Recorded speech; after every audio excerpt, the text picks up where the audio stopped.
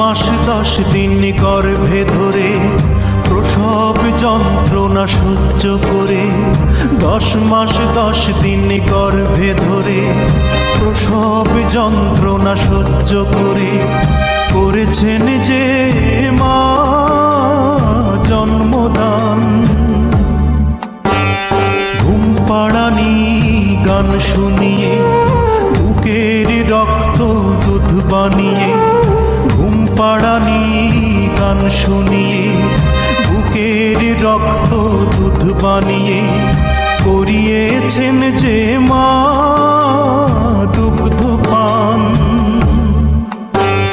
যে মা ছিল বাড়ির রানী সে মা হলো কেন চাকরানী? কোন পাষণ্ড করেছে কাজ? হায় আমি কি দেখছি আজ।